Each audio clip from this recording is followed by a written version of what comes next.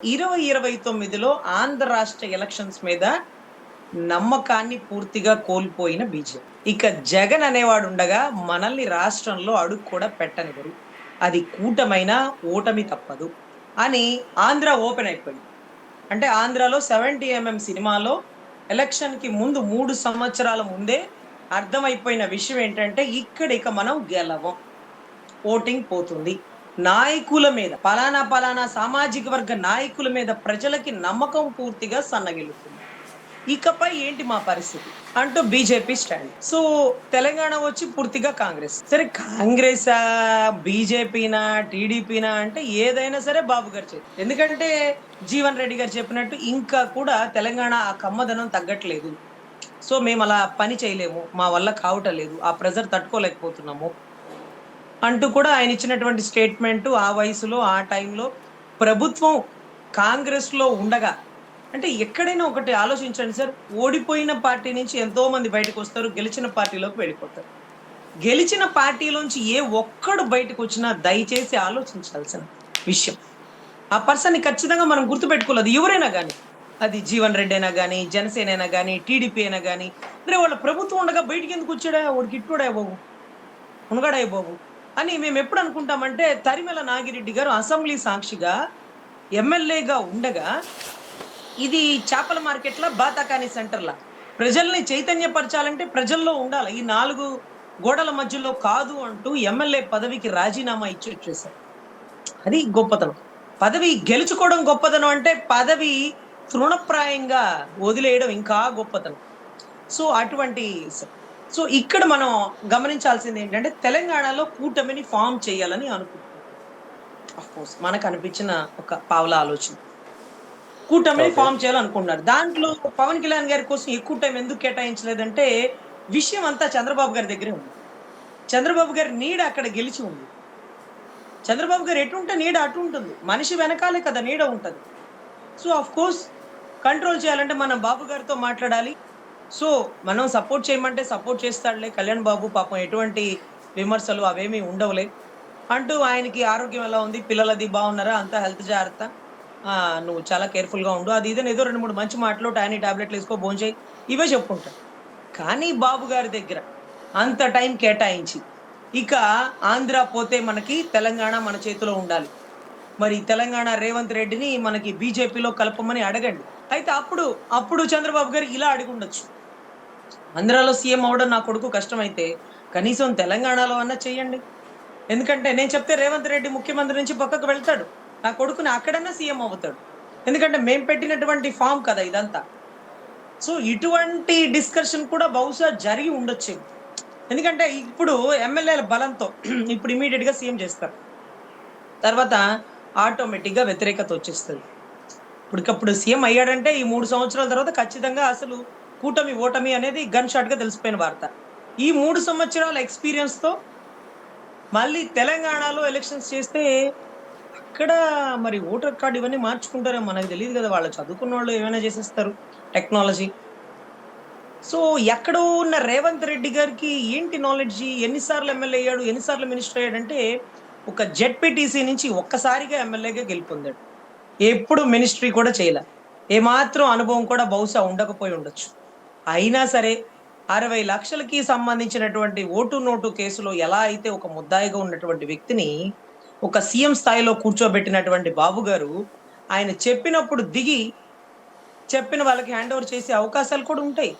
అయితే బట్టి విక్రమార్క గారు మాత్రం జగన్ గారికి చాలా అనుసంధానంగా ఉంటారు. ఎందుకంటే వాళ్ళ నాన్నగారితో కలిసి పనిచేసినారు కాబట్టి. రేవంత్ రెడ్డి గారు అట్లే చంద్రబాబు గారికి చాలా అనుసంధానంగా ఉంటారు. ఎందుకంటే ఆంధ్ర టీడీపీ అంతా దగ్గరుండి తెలంగాణలో గెలిపించింది కాబట్టి. సో, ఇక ఆంధ్రాలో లేనటువంటి కూటమి ఆశ తెలంగాణలో మొలకెత్తాలి. ఇక ఆంధ్ర మీద ఆశలు వదులుకోండి.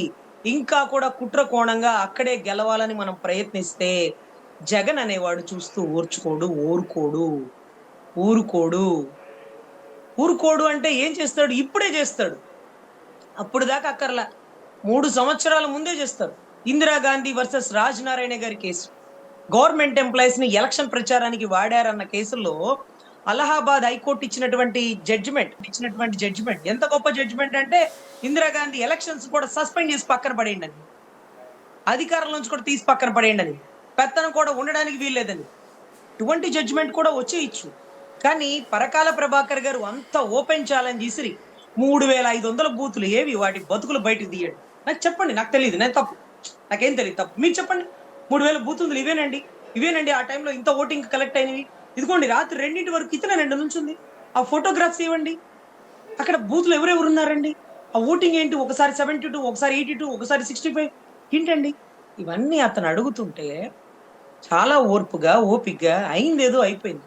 29 మాత్రం ఇలాంటివి అంగుళం కదిలినా సరే తాట తీసి ఎండబెడతాడు జగన్ అనేవాడు అన్న విషయం గౌరవ అధికారులకి లేకపోతే ఆ పెద్ద పెద్ద నాయకులకి అర్థమైపోయింది. సో ఇక్కడ సంచి సభేళ సర్దుకొని తెలంగాణలో అన్న జంటా పాదుదాం మన కూటమి కలిసి అక్కడే అని ఏమన్నా ప్లాన్ గీసుకున్నారేమో. పవన్ కళ్యాణ్ గారిది ఏముంది అండి, మంచితనంతో 4 మాటలు పొగిడారు అనుకోండి, ఆ సరేలే నా ప్రయాణం మీతోనే, మీతో రాష్ట్ర అభివృద్ధి ఉంది, రాష్ట్ర అభివృద్ధి మీతో ఉంది కాబట్టి నా ప్రయాణం మీతోనే, అంతకు మించి పాపం ఏమీ ఆయన అంతకంటే ఎక్కువ మాట్లాడలేని పరిస్థితి. సో ఇక్కడ చంద్రబాబు గారి వ్యూహం అంతకు మంచి మోడీ గారి వ్యూహం. ఒక ట్రిప్ స్టాలిన్ తిడతారు, ఒక స్ట్రిప్ స్టాలిన్ పొగుడుతారు, ఒక ట్రిప్ మమతా బెనర్జీని తిడతారు, ఒక ట్రిప్ మమతా బెనర్జీని పొగుడుతారు. ఇది ఎక్కడ కర్మ, ఇంత కర్మ పాపం ఎప్పుడు బాబు గారికే పడుతుంది, అదే ఇంకా పెద్ద కర్మ. అయితే మోడీ గారి వ్యూహం చూస్తే సువేందు అధికారి అని మనం విన్నాం కదండి ఈ మధ్య, వెస్ట్ బెంగాల్ సీఎం. గతంలో మమతా బెనర్జీ గారికి రైట్ హ్యాండ్ లెఫ్ట్ హ్యాండ్ లాగా ఉండేటటువంటి ఒక గొప్ప పరిపాలనా విభాగంలో ఒక వ్యక్తి ఒక ఎమ్మెల్యే స్థాయి వ్యక్తి. సో ఆ వ్యక్తికి బీజేపీ ఏమి ఎరేస్తుంది అంటే, అబ్బా ఎన్నాళ్ళు నుంచి ఉంటావు వెస్ట్ బెంగాల్లో మమతా బెనర్జీ గారి పక్కన, అదే వెస్ట్ బెంగాల్ సీఎం చేస్తా, ఈసారి కాకపోతే రెండోసారి కుదిరితే ఈసారి ఓపెన్ ఛాలెంజ్ అంటూ పాపం ఆవిడ పక్కన చేదోడు వాదోడుగా ఉండి నమ్మకంగా ఉండే సువేందు అధికారిని పక్కకు తీసి అతన్ని గత ఎలక్షన్స్ లో గెలిపించి, అదే మాదిరిగా మమతా బెనర్జీ గారి మీదే గెలిపించి ఆమెను అక్కడ ఓడించి జెండా పాతి ఈ ట్రిప్ ఏకంగా సువేందు అధికారిని సీఎం చేసేసి, ఆయన కుట్ర ఏంటంటే కొత్తగా బీజేపీ నుంచి ఎవరిని సృష్టించలేడు, ఉన్న వాళ్ళని లాక్కుని వాళ్ళని తయారు చేస్తాడు, వాళ్ళని సీఎం చేస్తాడు. ఇది అస్సాంలో కూడా నిరూపితమైంది. హేమంత్ అనుకుంటా సార్, అస్సాంలో కూడా హేమంత్ గారు అనే ఒక వ్యక్తిని గతంలో కాంగ్రెస్ లో బలమైన నాయకుడు, ఇదే మోడీ గారిని ఏకిపారేసినటువంటి వ్యక్తి, అతన్ని కూడా అలాగే లాక్కొని 3 సార్లు ఇప్పుడు ఒక ముఖ్యమంత్రిగా చేసేసినాడు. మరి ఇప్పుడు రేవంత్ రెడ్డి గారికి ఇచ్చినటువంటి హింట్, ఆ రేవంత్ రెడ్డి గారు రాజకీయం ఇక్కడ మాట్లాడొద్దు అన్నారు, అయినా తప్పటం లేదు, అలాంటి వ్యక్తి మాతో పాటు కలిసి ఉండాలి. ఎలాంటి వ్యక్తి అంటే ఆ హేమంతో లేకపోతే నా సువేందో అధికారి అనుకుంటా లంచం కేసులో దొరికినాడు రెడ్ హ్యాండెడ్ గా. సో అక్కడ లంచం కేసులో దొరికినాడు, ఇక్కడ 60 లక్షలు డబ్బులు ఇటుకి మారుస్తూ రెడ్ హ్యాండెడ్ గా డబ్బులతో సహా, వెళ్ళిన ఇంటితో సహా, ప్లేస్ తో సహా, అంటే సీన్ ఆఫ్ కలెక్టెడ్ ఐటమ్స్, మొత్తం collection of the documentary evidentiary అంతటితో దొరికినటువంటి ఒక వ్యక్తి ఈ రోజు రాష్ట్రానికి ముఖ్యమంత్రి స్థాయి గల వ్యక్తి.